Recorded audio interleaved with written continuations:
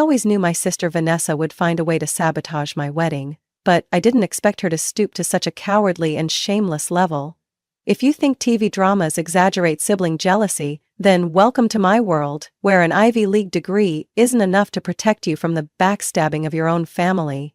It all started when I introduced the man I love to my family, Brandon, a man who, on the surface, was just a bartender at a small riverside bar in Charleston, and that was also the moment I officially became a disgrace in Vanessa's eyes. My name is Catherine Miller. I'm 31 years old and a high school literature teacher at a small private school in South Carolina.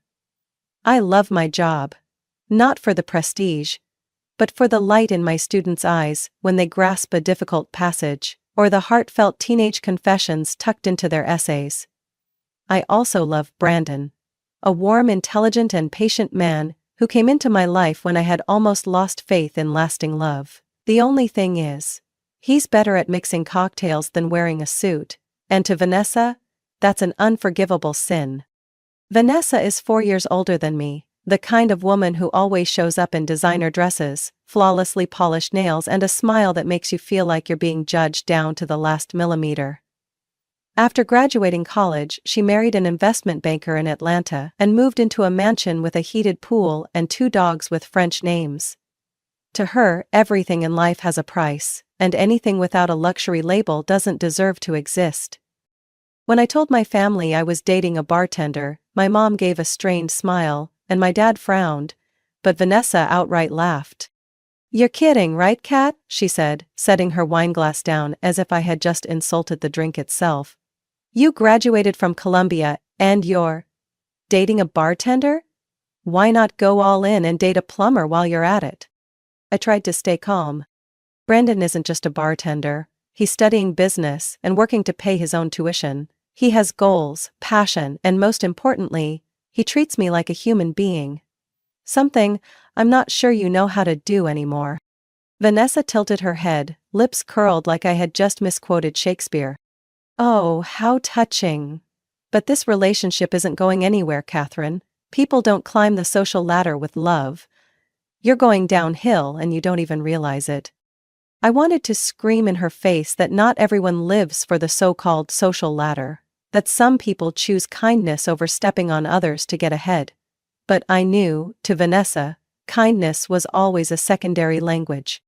The first time Vanessa met Brandon was at my dad's 62nd birthday party. Brandon wore a simple white shirt and brought a handcrafted bottle of liquor he had made himself. A small gift with a thoughtful message. Vanessa looked him up and down, eyes scanning him like a price check barcode. "Catherine says you're a bartender," she asked, voice sweet as artificial sugar. "Then I guess you're good at pouring drinks, huh?" Brandon just smiled. "Not bad, as long as I don't spill it on someone's silk dress." I nearly burst out laughing, and Vanessa turned red, though she forced a smile like it was a compliment. From that day on, I knew Vanessa would never stop digging. Things got worse when Brandon and I announced our engagement. Vanessa called me immediately, not to congratulate but to warn me. "How are you planning to have a wedding? Behind the bar? Or in the back lot of a taco truck? Stop belittling people just because they don't live like you," I said, trying to keep my voice steady. "You don't get it, Kat.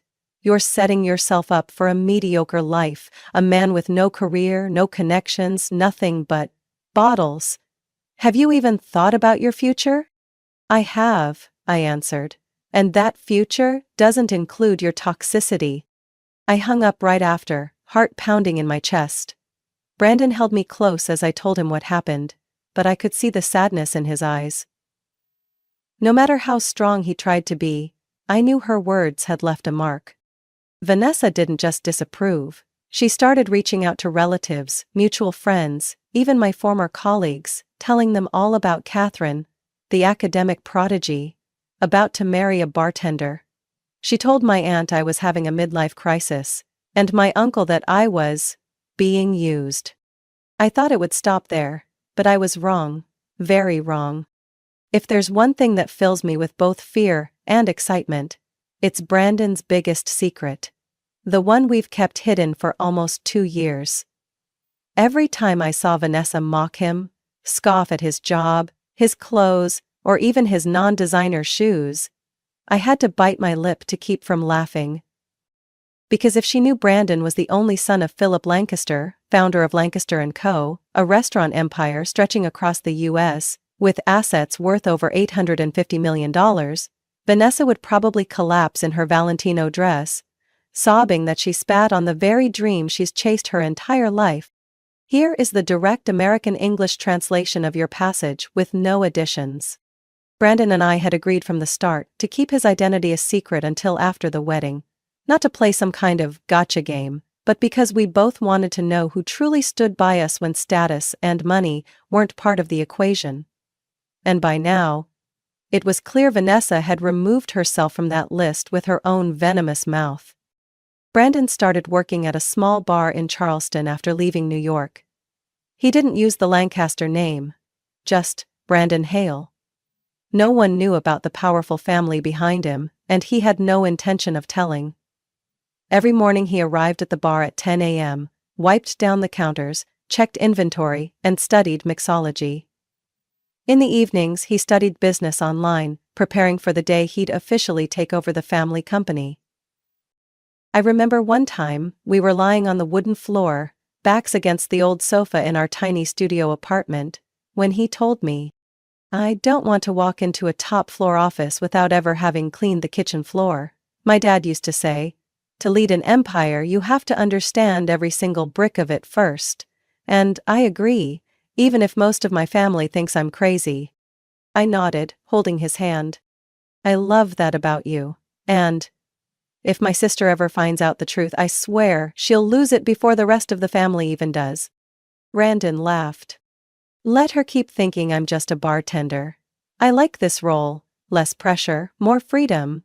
And it's the best way to see people's true colors when they judge others by income." There was one time Vanessa came to the bar, not to show support, but to verify what I'd told her. She sat down at the counter, ordered a sugar-free martini, and frowned when she saw Brandon behind the bar.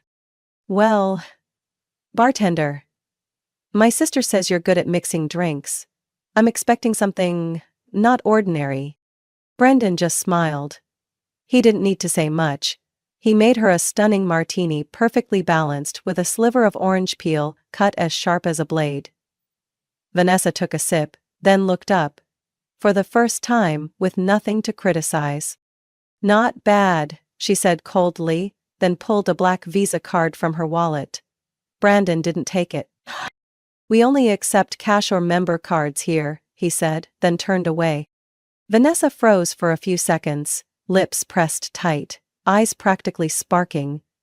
I stood in the corner, biting my lip not to laugh. If she had known she'd just been rejected by a man who could buy the entire street just to shut it down, she might have exploded. After that, Vanessa called me twice, sent a long 3-paragraph message, mostly warning me to wake up. That Brandon was clearly scamming me. A bartender who knew how to converse politely, pick fine liquor, speak French, and tie a Windsor knot? According to her, there were only 2 options. He was a fraud, or I was a fool. I didn't argue. I let her believe whatever she wanted. The truth is, Brandon grew up in Manhattan high society, went to Le Rosey, the most prestigious boarding school in Switzerland, and then studied hospitality at Cornell, but he got tired of the glitz, the fake meetings, the fancy dinners where no one truly listened. He chose Charleston for a while. To relearn simple living, to immerse himself in real life. My parents once asked me gently, very American in that roundabout polite way, "Do you think Brandon can take care of you long term?" I smiled. "If by take care you mean financially, maybe. You should ask Philip Lancaster if he trusts his successor." They didn't get the joke. That was fine. We planned a small wedding, a historic chapel under the oaks, close friends, a simple but elegant menu. Brandon suggested the reception be held at a restaurant of his choosing. I didn't ask. I trusted him. But Vanessa was another story. "Don't tell me you're having the wedding reception at the bar he works at?" "No, not that. It's another restaurant. I'll only say this once. If your wedding doesn't have Norwegian salmon, Dom Perignon, and a violinist, Don't expect me to come. I gave a cold smile. Then maybe you should start saving gas now. I didn't tell her that the reception would be held at Lancaster Reserve, the flagship restaurant of the company, a place where regular people need to book at least 11 months in advance and only attend by private invitation. Brandon still works as a bartender by day, but at night, when he's sitting with me reviewing interior designs for the new Lancaster branch in Chicago, I remember the look in Vanessa's eyes at the bar. The look of a predator who had just been taken down by prey she thought was weak. And I swear, the day the truth comes out will be the day Vanessa realizes her condescension only made her look smaller than anyone else in this story. If someone asked me what the most unforgettable moment of my wedding day was, I wouldn't say it was the long-sleeved lace gown I had custom-made in Florence. Nor was it the pristine white peony bouquet, or the vintage Bentley that brought me to the chapel. It was Vanessa's voice ringing out through the sanctuary, shrill as fingernails on a chalkboard, shattering the most sacred moment of my life. I remember that moment clearly. The piano music faded, and the late afternoon sunlight streamed through the stained glass windows of St. Magnolia Chapel, casting a painting-like glow over Brandon, the man I love, standing at the end of the aisle, waiting for me. He smiled, his gaze gentle, like an embrace without touch. Everything was perfect. Until... Stop! Vanessa's voice rang out like a siren in a silent forest. The entire chapel froze. Some guests turned their heads. I turned around, and my heart felt like it was about to leap out of my chest. Vanessa had shot up from her seat in a blazing red dress, heels nearly 4 inches tall, pounding against the wooden floor as she marched down the aisle. I can't stay quiet any longer, Catherine. You're making the biggest mistake of your life. You can't marry him. Him, she meant Brandon, my soon-to-be husband. The man standing motionless at the end of the aisle, strangely composed, though his hand gripped the bouquet I was holding a little tighter. My father, sitting in the front row, glared at Vanessa. Vanessa, sit down right now. No, she shouted. I won't sit by and watch my sister ruin her future for some bartender. I was stunned. Guests began whispering. Some gave awkward laughs. Others looked at me with pity, and some avoided eye contact, as if my embarrassment were contagious. Vanessa turned to Brandon, pointing at him like she was delivering a verdict. You're deceiving her. Don't think I don't see you trying to climb the ladder. Marrying an Ivy League graduate, it's obvious. You're using her to level up, and Catherine? You're too naive to realize it. I heard my mother's sharp intake of breath behind me. She started to rise, but my father gently held her back. Brandon remained still, his chin lifted, his eyes showing not fear, but something close to pity. For Vanessa. I stepped forward, facing my sister. Can you stop? This is my wedding. Exactly. And I won't let you ruin your life for a guy who pours drinks for tips. You deserve better. You can make me happier than anyone who's ever loved me. Even that investment banker you married for his bank account. The whole room gasped. Vanessa's eyes burned. You dare compare Michael to that guy? Michael owns 3 properties, has bank shares, and knows senators. Brandon has nothing but hardworking hands and a kind heart, I said. And if you can't respect me enough to sit quietly for one ceremony, then you're welcome to leave. Right now. Vanessa sneered, her voice hissing through clenched teeth. You'll regret this. When you're living in a cheap apartment, splitting bills with a man who has no future. Don't come running to me when it all falls apart. She turned on her heel, the sound of her shoes echoing like one final insult. The chapel doors slammed shut. No one followed. No one defended her. A long silence fell. I stood in the aisle, my heart heavy as stone. Then, the officiant's voice rang out. Warm and calm. Shall we continue? Brandon stepped forward and took my hand. If you still want to, he whispered. I'll be right here waiting, even if the whole world turns away. I looked into his eyes. There wasn't a trace of doubt. I nodded. Let's continue.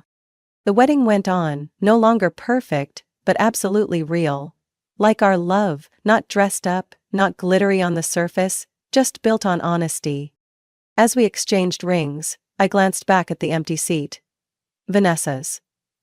A part of me felt sad, but another part felt relief.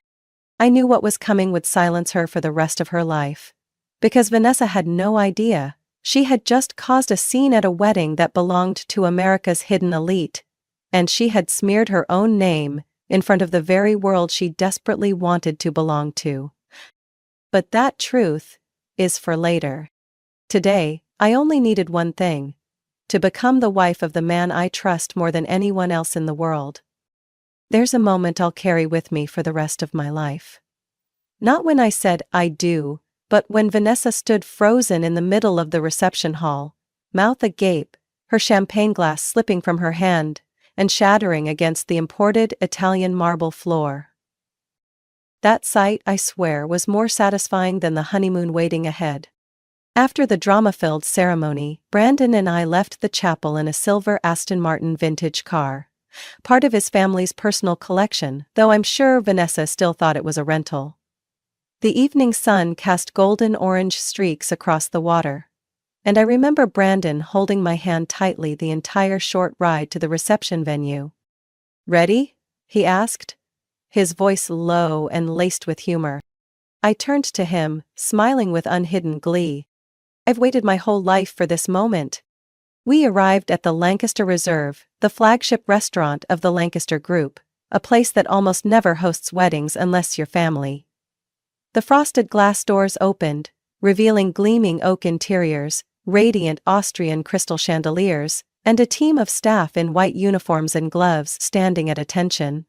Soft violin music floated from a corner of the lobby, and hushed murmurs of disbelief began to spread. What's going on? Did they really book this place? No way. I waited 3 months for a reservation, and couldn't even get in. We walked in, eyes wide all around us. Brandon greeted each guest with a slight bow, not like a groom but like a host. I heard whispers behind us. Something's off. How could a bartender book this place? And then, she arrived. Vanessa walked in, eyes full of smugness, her usual runway-like strut on full display, red dress, Chanel purse, clicking heels. She scanned the room, ready to strike. But her gaze froze when she saw the embossed Lancaster emblem on the wall behind the bar. Then came the panic in her eyes when she saw the server bow respectfully to Brandon and call him Mr. Lancaster. She cut through the crowd, storming toward me with a face twisted in anger and confusion. "I thought you said this would be a simple reception." "For me, simple means only inviting people I care about, and this place," I smiled, "is our family restaurant." "What?" Vanessa squinted, disbelieving. "Are you saying you booked the Lancaster Reserve?" Brandon stepped forward, placing his hand on my back. "No, Vanessa, my family owns it." A hush fell over the room. And then, a warm, commanding voice rose from behind us. "My grandson marrying such a wonderful woman, truly a blessing for the Lancaster family." Philip Lancaster, the man who leads one of the largest culinary empires in America, walked in with an air of authority and a kind smile. He embraced Brandon, then turned to me and offered a gentle handshake. "Welcome, daughter-in-law, our family is honored to have you." Vanessa looked like the air had been sucked out of her lungs. She staggered back a step, her champagne glass slipping from her fingers, shattering into dozens of pieces that rang out like the funeral bells of her delusions. You're Philip Lancaster's grandson?" she stammered, lips dry. Brandon nodded calmly. "Yes, and the same man you once called a gold digger trying to marry up." All eyes in the hall turned to Vanessa. Guests who had heard her insults, who had been forced to take the side of the perfect older sister, now couldn't hide their shock and satisfaction. Philip looked at Vanessa, eyes sharp as ice.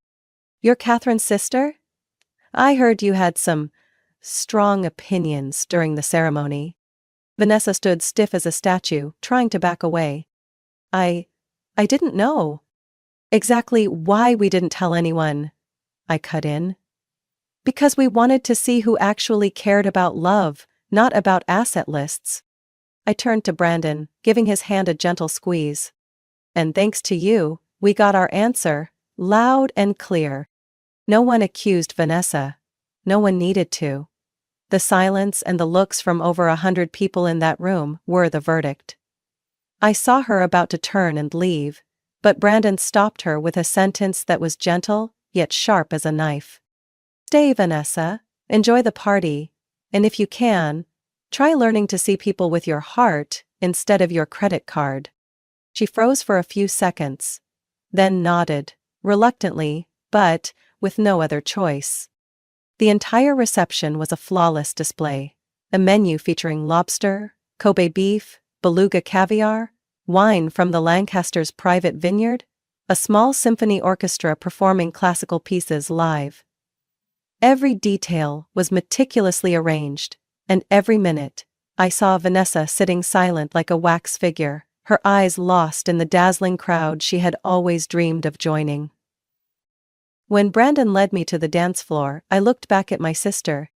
She sat alone at the end of the long table, the light reflecting off a wineglass she couldn't even bring herself to drink from. That expression, it wasn't pride anymore. It was collapse.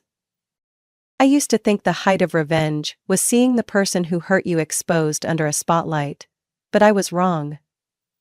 The true pinnacle is when that person has to sit in a room full of people they once looked down on, and no one bothers to hide their contempt. Vanessa sat motionless, as if her soul had left her body. Her face pale, her dull eyes fixed on the shards of the crystal glass beneath her feet, the broken pieces of the illusion she had built around her life.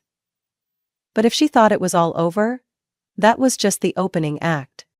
Brandon's grandfather, Mr. Philip Lancaster, after greeting me with a gentle hug, turned toward Vanessa with a gaze that seemed to scan a stranger who had just disrupted a sacred event. So, you're the one who stood up in the middle of my grandson's wedding and shouted at the bride that a bartender wasn't worthy? Vanessa flinched, her face scrunched. I didn't know he was, I thought.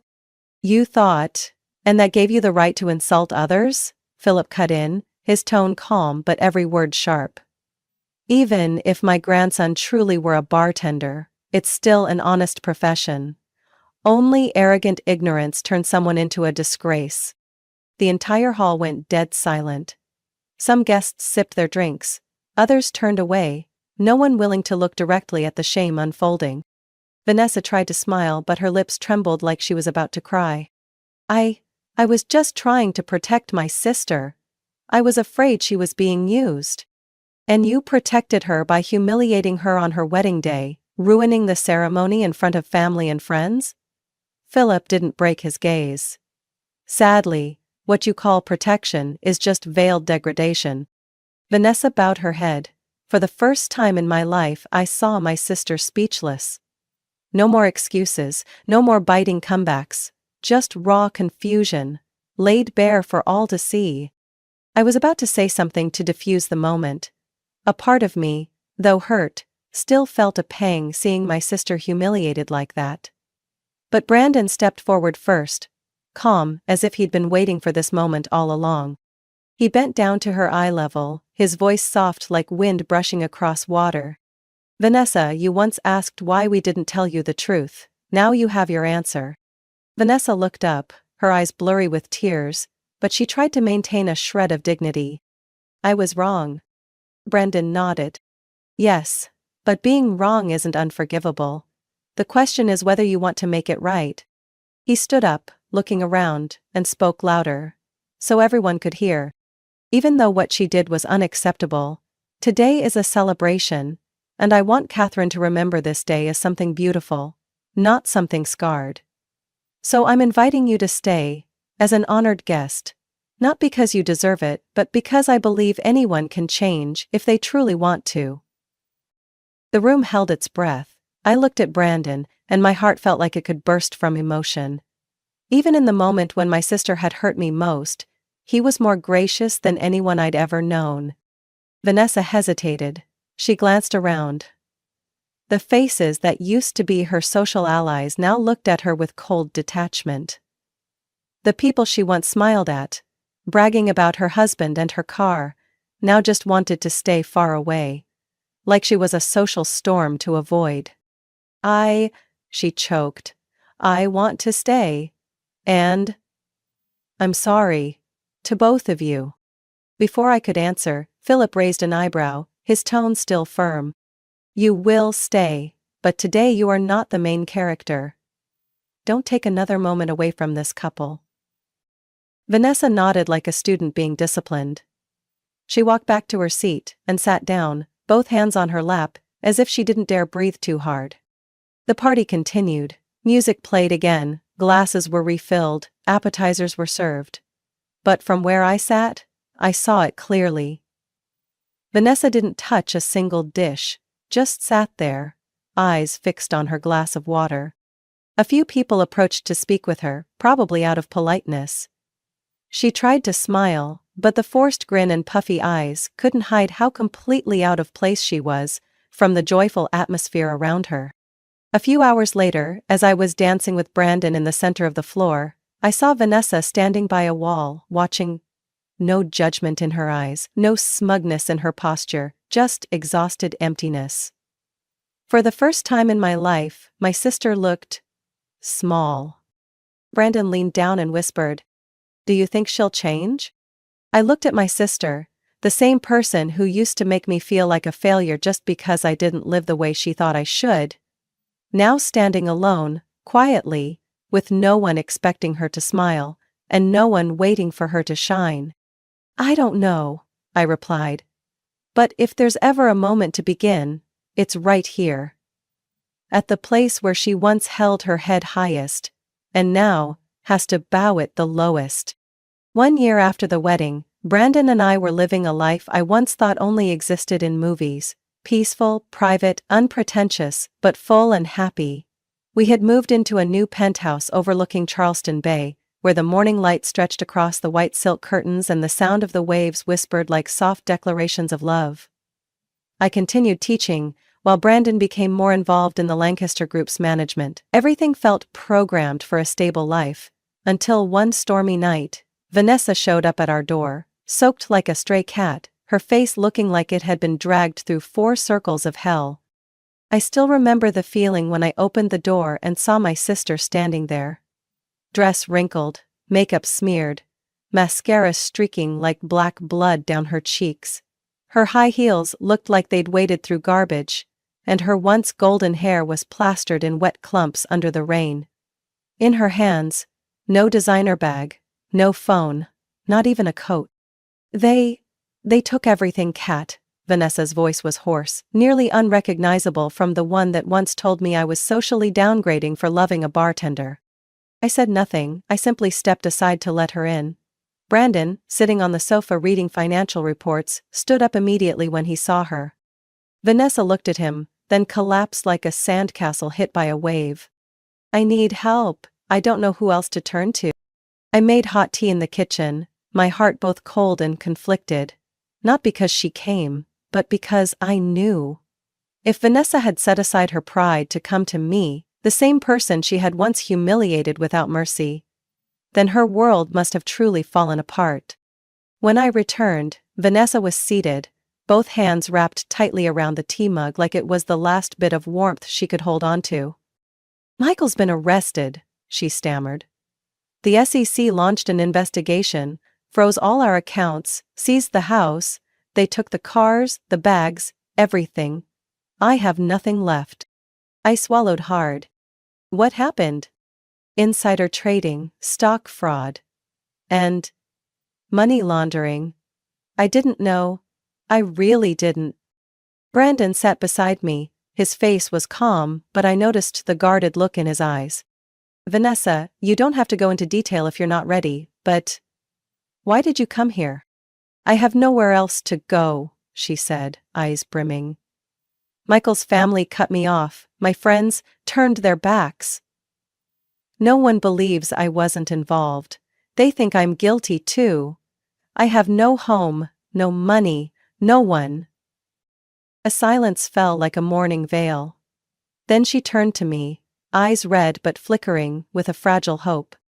Kat, can you help me? I clenched my hands in my lap, my heart twisting. Part of me wanted to laugh. This was the same person who once said if I ended up living in a rental, I shouldn't come crying to her when my dream fell apart.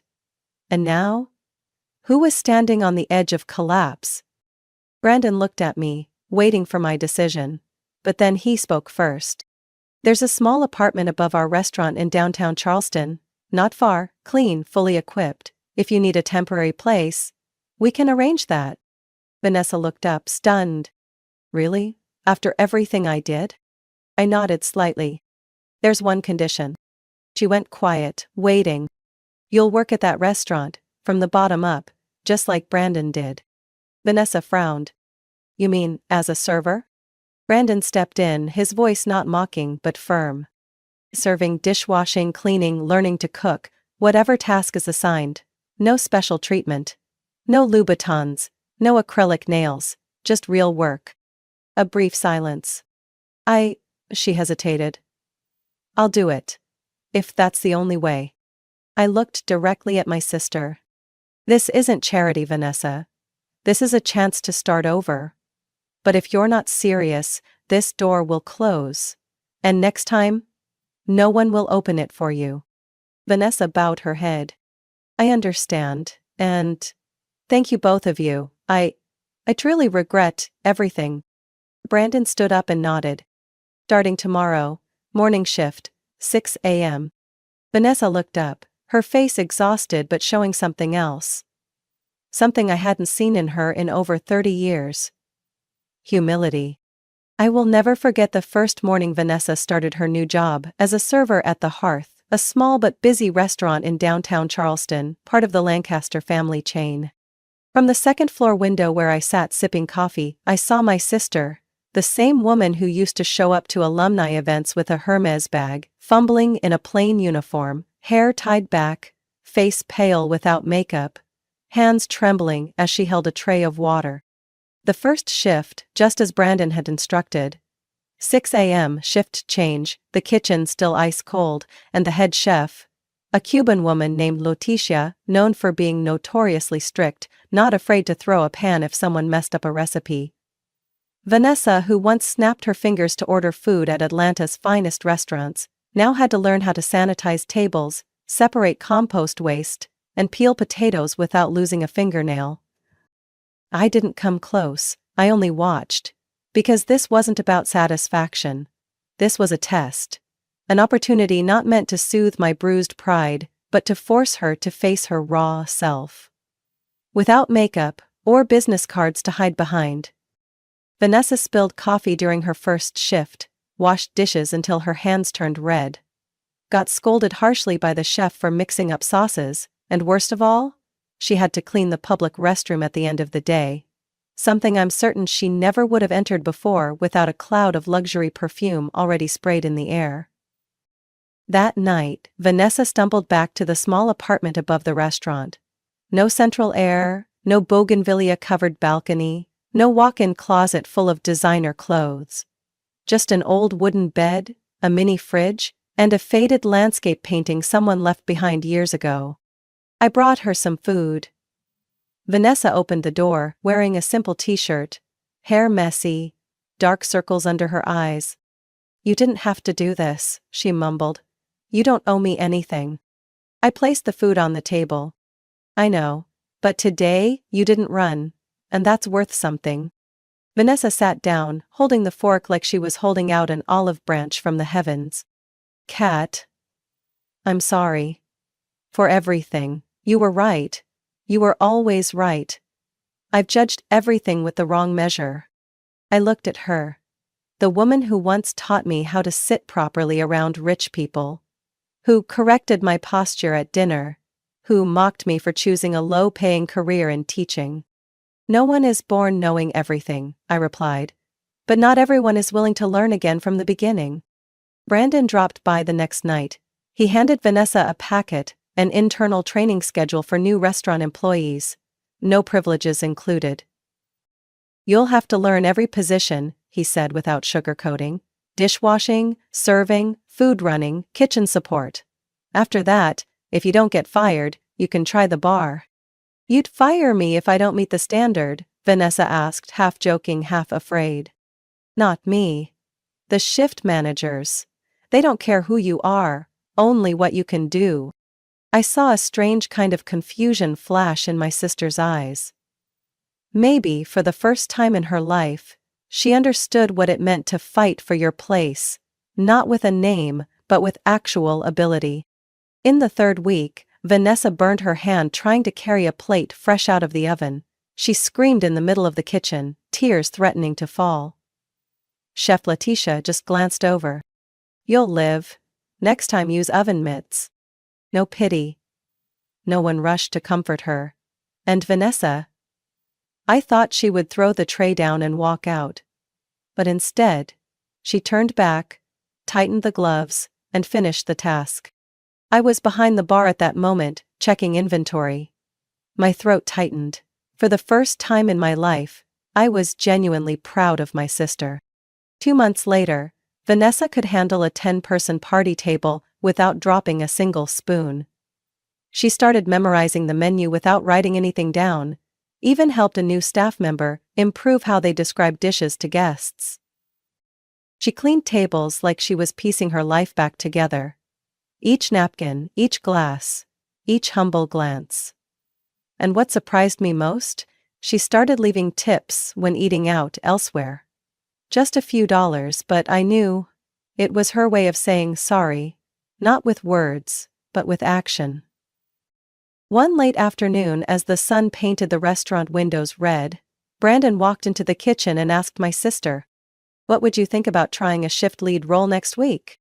Vanessa nearly dropped a water bottle. "What? You've made the rounds, learned everything from the ground up." "The staff trusts you. Our current manager's being relocated to the Savannah branch.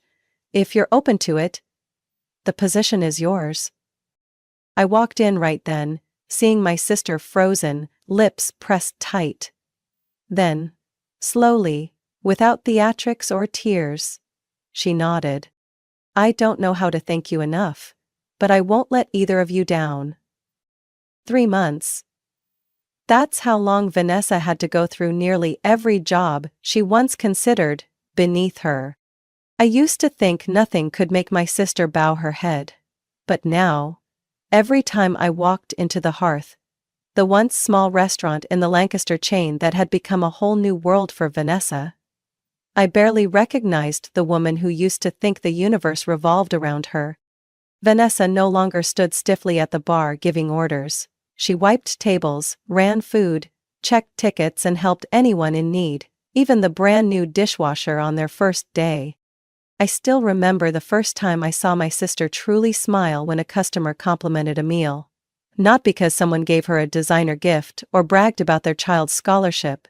The way she bowed slightly in gratitude, eyes bright without pretense, I realized, for the first time in years, Vanessa wasn't performing. Letitia, who once made Vanessa cry on her first day, had become a close friend.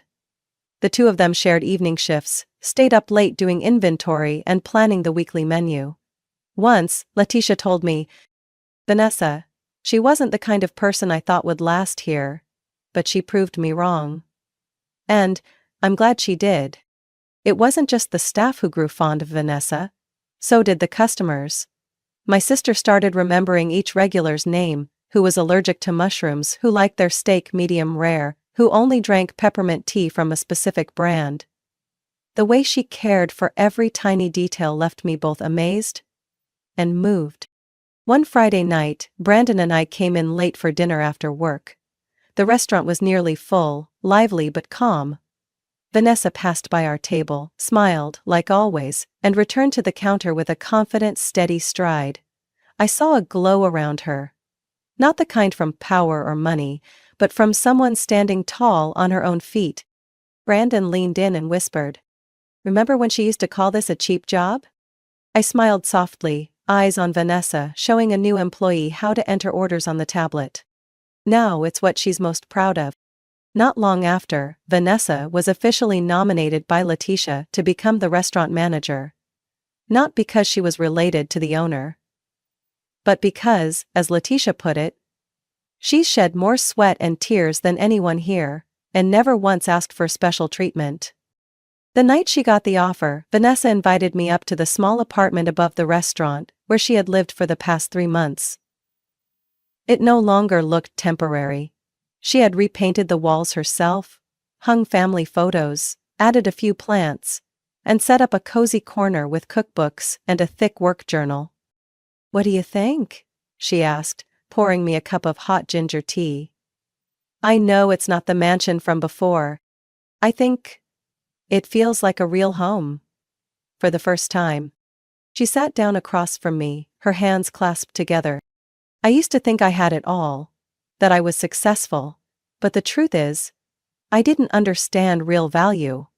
I lived off reputation, relied on other people's money, and when I lost everything, I was no one. But now?" She paused, her eyes brimming with tears. "Now I look in the mirror and see a woman, not perfect, but standing on her own, not because of anyone else, not for praise, just because I want to be someone I can be proud of." I didn't say anything. I just stood up and walked over to hug my sister. For the first time in years, that hug carried no barriers, no rivalry, no wounded past. All that was left was family. Simple. Whole. The following week, Vanessa officially took on the role of manager at the Hearth. She stood before the entire staff, most of whom had witnessed her awkward mistakes, her tears, her early failures, to thank them and promise to keep striving. No flowers, no champagne, no congratulatory banners. But there was genuine applause. And I knew that for Vanessa, it was a moment more glorious than any celebration she'd ever had. My sister, the woman who once believed a person's worth lay in where they dined, the car they drove, and the digits in their bank account, had now found pride in making sure every guest left the restaurant satisfied. She told me about inventory control, staffing for peak seasons, and how customers reacted when they switched from frozen to fresh strawberries in the dessert. Her eyes lit up. Not because of money, but because she was being recognized for her effort. One day, I asked, "If someone asked you what you do, what would you say?" Vanessa thought for a moment, then smiled. "I'm a server, a restaurant manager, and I'm proud of that." The story of me and Vanessa is proof that people can change when they truly face the truth and take responsibility for themselves. From someone who once looked down on manual labor and lived for status and wealth, my sister learned to bow her head, start over, and find real value in effort and kindness. Life isn't measured by status or possessions, but by how we treat others. And the courage to walk through our mistakes to become a better version of ourselves. What do you think about Vanessa's journey? Does everyone deserve a second chance? Share your thoughts below. And don't forget to follow the channel so you won't miss more powerful and inspiring real-life stories.